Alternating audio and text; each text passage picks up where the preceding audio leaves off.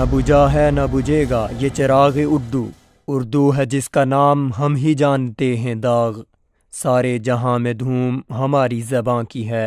18ویں صدی میں داغ دہلوی تو اردو سے اپنی محبت کا حق ادا کر چکے، اور ان کے بعد زمانے میں اردو کی دھوم بھی خوب مچی۔ اس زمانے کے اردو ادب نے گویا اردو کو 4 چاند لگا دیے، مگر عمومی طور پر 1947 میں انگریز سرکار سے جسمانی آزادی کے باوجود ہم ذہنی طور پر انہی کے غلام ہو گئے۔ ہمارا لباس، ذہن، سوچ، فکر، زبان اور تعلیم سب انگریزوں سے متاثر ہیں۔ ہمارے معاشرے کا کڑوا سچ یہ ہے کہ ہم منافق ہیں، ہماری سوچ اور عمل میں تضاد ہے۔ ہم انسان کو نہیں، اس کے انگریزی لباس کو عزت دیتے ہیں۔ ہم سوٹ پہننے والے کے لیے کرسی چھوڑ دیتے ہیں اور شلوار قمیض پہننے والے کو قطار میں لگا دیتے ہیں۔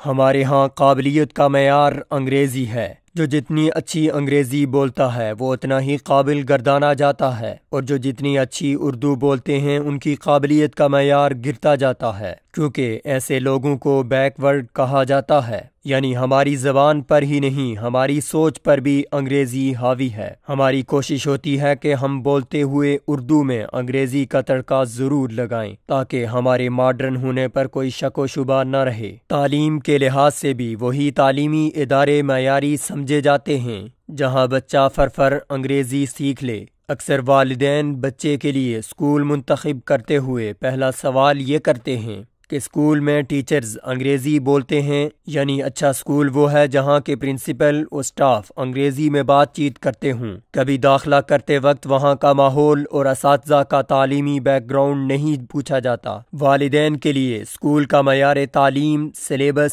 اور ماحول کہیں انگریزی زبان کے پس پشت چلا جاتا ہے، گویا انگریزی زبان ہی ان کے بچے کے بہترین مستقبل و کامیابی کی ضامن ہے۔ ان سارے عوامل کے پیچھے معاشرتی سوچ ہے، جہاں انگریزی کو اسٹیٹس کی علامت سمجھا جاتا ہے۔ ہمارے ہاں والدین کے فخر کا باعث بچے کا انگریزی فر بولنا اور اردو زبان نہ آنا ہے۔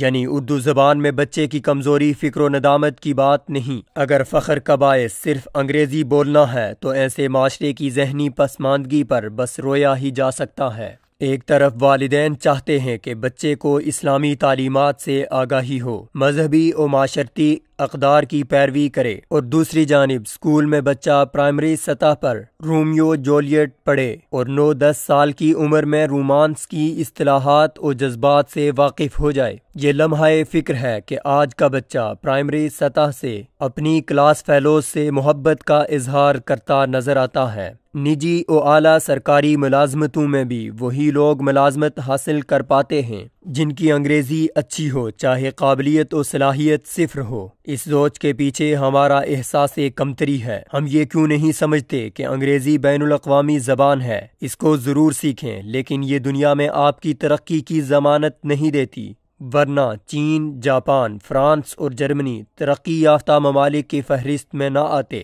جہاں عام لوگ اس انگریزی سے بھی ناواقف ہیں جو ہمارے ہاں ایک رکشہ ڈرائیور کو آتی ہے۔ انگریزی بولیں مگر بوقت ضرورت، انگریزی لکھیں مگر جب انگریزی ہی لکھنی ہو۔ اردو کو انگریزی کا جامہ نہ پہنائیں، انگریزی کو باعث فخر یا احساس کمتری نہ بنائیں۔ کسی کی قابلیت محض انگریزی بول چال نہیں، اور اگر ایسا ہی رویہ رکھنا ہے تو خیبر سے لے کر بلوچستان تک ایک زبان میں تعلیم نافذ کریں، پھر سرکاری تعلیم بھی انگریزی میں دیں، اور اساتذہ بھی اسی پائے کے منتخب کریں۔ دوہرا معیار تعلیم 2 طبقات کو جنم دیتا ہے، جس میں ایک حاکم اور دوسرا محکوم ہوتا ہے، اور افسوس کے ساتھ اس طبقے کے انتخاب میں صرف زبان کا ہاتھ ہے۔ اردو کی تباہی میں سوشل میڈیا اور موبائل میسج کا بھی ہاتھ ہے، جہاں ہر کوئی اردو کو رومن میں لکھتا ہے اور یہ ایک جملے سے لے کر طویل تحریروں پر مشتمل ہوتی ہے۔ یہ مشق اردو کو ہم سے دور کر رہی ہے، اور وہ دن دور نہیں جب لوگ اردو کے خط کو بھول جائیں گے۔